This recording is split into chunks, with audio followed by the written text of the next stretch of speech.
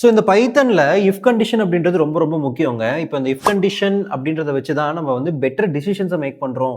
ஒரு கண்டிஷனை கொடுத்து ஒரு டிசிஷனை மேக் பண்ணுறோம் அப்படின்றத நீங்கள் புரிஞ்சுக்கலாம். ஸோ இந்த வீடியோவில் இஃப் எல்ஃப் எல்ஸ்னா என்ன, அதுலேருந்து நம்ம நெஸ்டட் இஃப் எப்படி யூஸ் பண்ணுறதுன்றதை பற்றி பார்க்கலாம் வாங்க.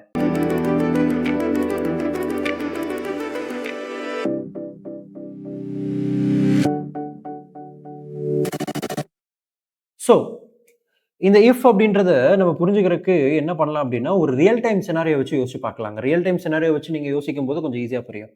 இப்போ யோசிச்சு பாருங்க, உங்கள் வீட்டில் வந்து சமைக்கலை அப்படின்னு வச்சுக்கலாம். சமைக்கல அப்படின்னா வீட்டில் பேரண்ட்ஸ் என்ன சொல்லுவாங்க, போயிட்டு கடையில் சாப்பாடு வாங்கிட்டு வான்னு சொல்லுவாங்க, ரைட்டா? இப்போது உங்கள் அம்மா வந்து என்ன சொல்கிறாங்க அப்படின்னா, சப்பாத்தி வாங்கிட்டு வா அப்படின்னு சொல்கிறாங்க. ஓகேயா? ஸோ நீங்கள் என்ன கேட்குறீங்க, சப்பாத்தி இல்லைன்னா என்ன பண்ணுறதுன்னு கேட்குறீங்க. அவங்க என்ன சொல்கிறாங்கன்னா, சப்பாத்தி இல்லைன்னா பூரி வாங்கிட்டு வான்னு சொல்கிறாங்க. நீங்கள் மறுபடியும் என்ன கொஸ்டின் கேட்குறீங்க அப்படின்னா, சப்பாத்தியும் இல்லை பூரியும் இல்லைன்னா என்ன பண்ணுறதுன்னு கேட்குறீங்க. அதுக்கு அது ரெண்டும் இல்லைன்னா ஏதோ ஒன்று வாங்கிட்டு வா அப்படின்றத சொல்கிறாங்க. எனிதிங் அப்படின்றது. ஓகேயா? இப்போ நம்ம கடையில் போய் என்ன கேட்போம், டேரெக்டாக போயிட்டு சப்பாத்தி இருக்கான்னு கேட்போம். கடையில் போயிட்டு என்ன கேட்குறோம், ஷாப்பில் சப்பாத்தி இருக்கான்னு கேட்குறோம். இருந்தால் நம்ம பாட்டுக்கு அமைதியாக வாங்கிட்டு வந்துடுவோம். சப்பாத்தி இல்லைன்னா தான் எதை கேட்போம், நாம பூரி இருக்கான்னு கேட்போம். ஓகேயா? சப்பாத்தியும் பூரி இல்லைன்னா தான் வேற என்ன இருக்குன்னு கேட்டு நம்ம வாங்குவோம். இவ்வளோதாங்க, சிம்பிளுங்க. ரொம்ப சிம்பிளாக நீங்கள் புரிஞ்சுக்கலாம், ரைட்டா? ஸோ இது எப்படி நம்ம யூஸ் பண்ணுறது அப்படின்றத நான் உங்களுக்கு கொஞ்ச நேரத்தில் சொல்கிறேன். ஸோ இப்போ இந்த இடத்துல நம்ம கண்டிஷன் அப்படின்றது பாருங்கள், இஃப் சப்பாத்தி இஸ் அவைலபிள் அப்படின்னா எனக்கு என்ன தேவை, பை சப்பாத்தி. சப்பாத்தி இருந்தால் எனக்கு என்ன வேணும், சப்பாத்தியை வாங்கணும். சப்பாத்தி இல்லைன்னா ரெண்டாவது கண்டிஷனை நம்ம எல்இஃப்னு சொல்லணும். Elif chapati maybe puri is available, அது இல்லைன்னா பூரி இஸ் அவைலபிள்னா என்ன, பை பூரி. ஸோ இது ரெண்டுமே ஒர்க் அவுட் ஆகலைன்னா நம்ம அப்போ தான் போகிறோம் எல்ஸ் கண்டிஷனுக்கு. அதுங்க வந்து உங்களுக்கு என்ன வரும்னா, பை எனிதிங் அப்படின்றது வரும். ஓகே. ஸோ இதில் பைத்தனில் இந்த டிசிஷனை மேக் பண்ணுறோம் இல்லையா, இதை எப்படி நம்ம பைத்தனில் பண்ணுறதுன்றதை கொஞ்சம் நேரத்தில் பார்க்கலாம். அப்போ அதுக்கு முன்னாடி இது எப்படி ஒர்க் ஆகுதுன்னு புரிஞ்சுக்கோங்க. ஃபஸ்ட்டு சப்பாத்தி இருக்கான்னு செக் பண்ணும், இருந்தால் சப்பாத்தியை வாங்கிடும், மற்றதை பற்றி அது கவலையே படாது. சப்பாத்தி இல்லைன்னா மட்டும்தான் பூரி இருக்கான்னு போய் பார்க்கும், பூரியை வாங்கும். பூரி இருக்குது அப்படின்னா அடுத்த எல்ஸ் கண்டிஷனை அதை பற்றி யோசிக்காது. ஸோ இப்போ சப்பாத்தி இல்லை பூரி இல்லைன்னா தான் எல்ஸுக்கு போகும். எல்ஸ் அப்படின்றத நீங்கள் எது கூட அசோசியேட் பண்ணிக்கலாம்னா, அன்சர்டனிட்டி. அதுக்கப்புறம் என்ன இருக்க போதுன்னு நமக்கு தெரியாது. We don't know the answer அப்படின்னா அது அன்சர்டனிட்டின்னு சொல்கிறோம், ரைட்டுங்களா? ஸோ இது எப்படி நான் பைத்தனில் எழுதுறது அப்படின்றத உங்களுக்கு நான் சொல்கிறேன். So consider I'm having a menu. Okay, மெனுன்னு போட்டு ஒரு லிஸ்ட் ஆஃப் வேல்யூஸை வச்சுக்கிறேங்க. ஸோ லிஸ்ட்டை பற்றி நம்ம ஃபியூச்சரில் பார்ப்போம். இப்போதைக்கு ஒரு லிஸ்ட் ஆஃப் வேல்யூ இருக்கிறதா கன்சிடர் பண்ணிக்கோங்க. Puri, Pongal,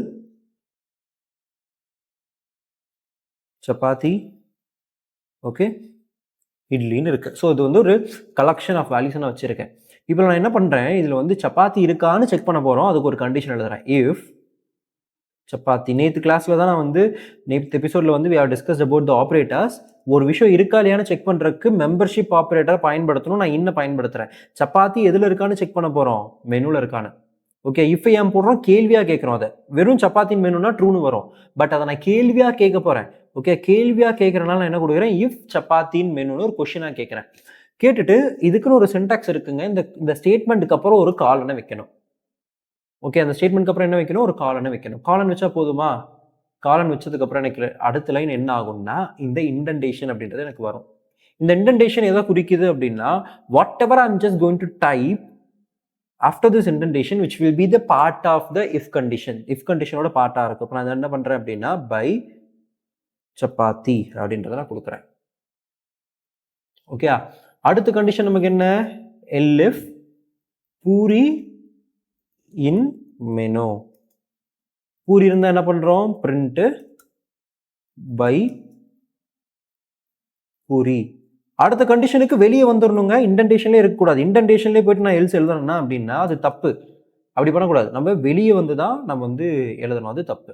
okay, so print of by anything அப்படின்றத நான் கொடுக்குறேன். ஸோ அப்போ நீங்கள் கவனிச்சிங்கன்னா தெரியும், ஃபஸ்ட்டு இந்த கண்டிஷனை போயிட்டு பார்க்கும். சப்பாத்தி இருக்கா, ஓகே இருக்குது, அப்போ எனக்கு எக்ஸிக்யூட் ஆகிடும். மற்ற விஷயத்தை பற்றி கண்டுக்கவே கண்டுக்காது. இப்போ நான் எக்ஸிக்யூட் பண்ணுறேன் பாருங்கள், சப்பாத்தி பிரிண்ட் ஆகிடும்.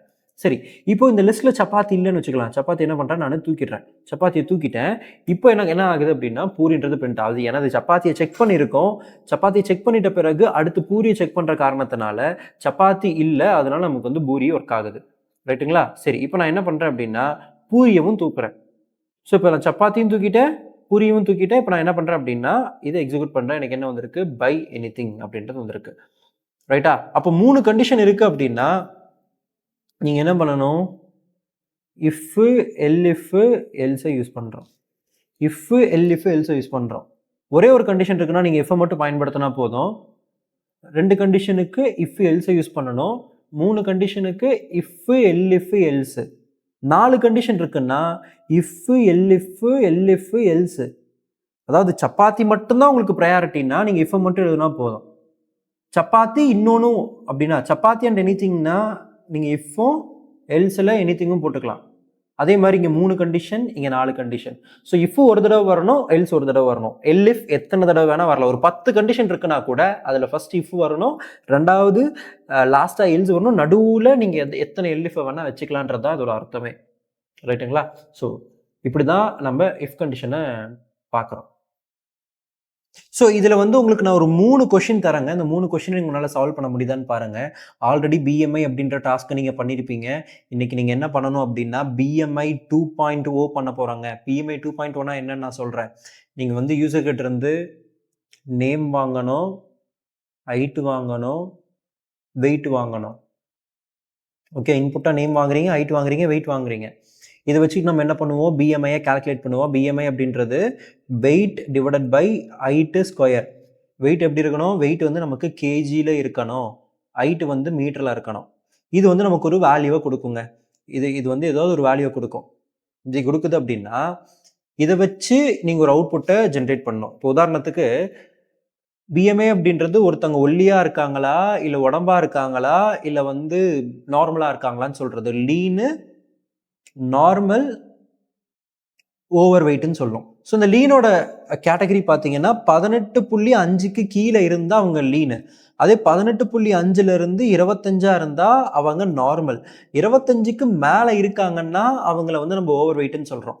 இப்போ இந்த இடத்துல 22.09 இருக்கு இல்லையா, அப்போ எனக்கு என்ன ரிசல்ட் வரணும்னா, hi Naveen your BMI is 22.09. this should be 2 decimal digits தான் இருக்கணும். 0.29 you are normal அப்படின்னு வரணும்.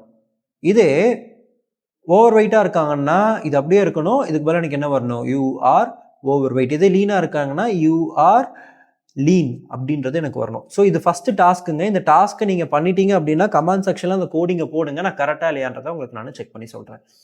ரெண்டாவது கொஸ்டின் என்ன அப்படின்னா, ரெண்டாவது கொஸ்டின் வந்து ஒரு நம்பரை இன்புட்டாக வாங்குங்க. நம்பரை ஒரு இன்புட்டாக வாங்குங்க. வாங்கிட்டு அது ஈவன் நம்பரா இல்லை ஆட் நம்பரான்னு செக் பண்ணணும். அது வந்து ஈவன் நம்பராக இருந்தால் எனக்கு 2 இஸ் ஈவன் அப்படின்னு கொடுக்கணும். அதே ஆட் நம்பராக இருந்தால் 3 இஸ் ஆட் அப்படின்றத நீங்கள் கொடுக்கலாம். ஓகே, ஸோ இந்த மாதிரியான 2 டாஸ்க்கை ட்ரை பண்ணுங்க. ரைட்டுங்களா? ஸோ அப்போ வந்து உங்களுக்கு இந்த இஃப் கண்டிஷன்னா என்னன்னு புரிஞ்சிருக்கும். இப்போ ஒரே ஒரு கண்டிஷன் இருக்குது அப்படின்னா இஃபை பயன்படுத்துங்க. 2 கண்டிஷன் இருக்குது அப்படின்னா இஃப்பும் எல்ஸையும் பயன்படுத்துங்க. 3 கண்டிஷன் இருக்குன்னா இஃப்பு, எல்இஃப், எல்ஸை பயன்படுத்துங்க. அதுக்கப்புறம் எக்கச்சக்கமான கண்டிஷன் வருதுன்னா எல்இஃபை பல தடவை நீங்கள் பயன்படுத்திக்கலாம். ஓகே, ஸோ இதுலேயே இன்னொரு கான்செப்ட் இருக்குங்க. அதோட பேரை நம்ம நெஸ்டட் இஃப்னு சொல்கிறோம். நெஸ்டட் இஃப்னா என்ன அப்படின்னா இஃப்புக்குள்ள இன்னொரு இஃப் இருக்கிறத நம்ம நெஸ்டட் இஃப்னு சொல்லலாம். இஃப்புக்குள்ள இஃப் இருந்தாலும் அதை நெஸ்டட் இஃப்னு தான் நம்ம சொல்கிறோம். இப்போ இதுக்கு ஒரு எக்ஸாம்பிள் நான் உங்களுக்கு கொடுக்குறேன். ஸோ இங்க ஒரு நம்பர் இருக்குங்க. நம்பர் ஈக்குவல் டு 12 அப்படின்னு நான் கொடுக்குறேன். இப்போ ஒரு கண்டிஷன் எழுதுறேன். If number greater than or equal to 0வா இருந்தா இதை வந்து நான் print f string of number is positive. So f ஸ்ட்ரிங்னா என்னன்னு நம்ம வந்து பழைய எபிசோட்ஸில் போட்டிருக்கோம், நீங்கள் செக் பண்ணி பார்க்கலாம். எல்ஸ் 0 அல்லது 0க்கு மேலே இருந்தால் நம்ம என்னன்னு சொல்லலாம், பாசிட்டிவ்னு சொல்லலாம்.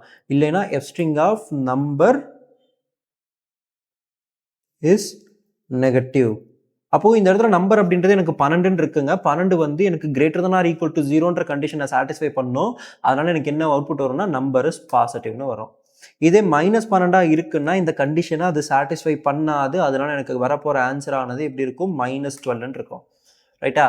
சரி, இப்போ இதை நான் ஃபர்தரா இன்னமும் கிளாஸிஃபை பண்ண போறேன். எப்படி கிளாஸிஃபை பண்ண போறேன்னா, 0வா இருந்தா 0ன்னு சொல்லணும், எனக்கு வேற வேல்யூவா இருந்தா எனக்கு அது பாசிட்டிவ்னு சொல்லணும்னு ஃபர்தரா கிளாஸிஃபை பண்றதுக்கு இந்த ஸ்டேட்மெண்ட்டை delete பண்ணிட்டு இஃப்க்குள்ள இன்னொரு இஃப் எழுதுறேன்.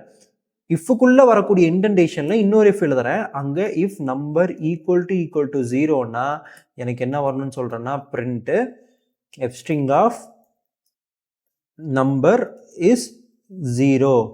ஓகே, இந்த இடத்துல என்ன வரும், எல்ஸ் வரும். Else print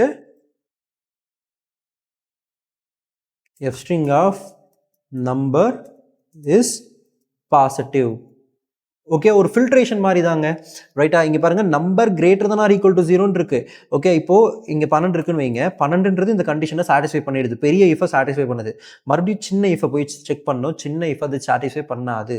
greater than or equal to 0வா 12ன்றது? ஆமாம். ஆனால் நம்பர் வந்து 0க்கு ஈக்குவலாக இருக்கா? இல்லை. அப்போ டேரெக்டாக எனக்கு எதை பிரிண்ட் பண்ணிடும், நம்பர் இஸ் பாசிட்டிவ்னு பிரிண்ட் பண்ணிடும். அதே இந்த இடத்துல எனக்கு 0ன்னு இருக்குன்னா இந்த கண்டிஷனையும் சாட்டிஸ்ஃபை பண்ணும், இந்த கண்டிஷனையும் சாட்டிஸ்ஃபை பண்ணும். அப்போ எனக்கு ஆன்சர் என்ன வந்துடும், 0 இஸ் 0ன்னு வந்துடும்.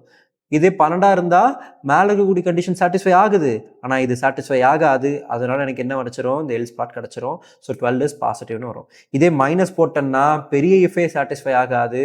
ஸோ உங்களுக்கு ஆன்சர்ன்றது -12 இஸ் நெகட்டிவ்னு வரும். ரைட்டா? ஸோ இந்த வீடியோவில் நம்ம இஃப்னா என்ன, எல்இஃப்னா என்ன, எல்ஸ்னா என்ன, நெஸ்டட் இஃப்னா என்னன்றதை நீங்கள் புரிஞ்சிருப்பீங்க. ஸோ இந்த வீடியோ பிடிச்சிருந்தா தம்ஸ் அப் கொடுங்க, உங்களோட ஃப்ரெண்ட்ஸுக்கு ஷேர் பண்ணுங்கள். உங்களுக்கு எதுவும் சந்தேகம் இருக்குது, சஜஷன் இருக்குது அப்படின்னா கட்டாயமாக கமெண்ட் செக்ஷனில் சொல்லுங்கள்.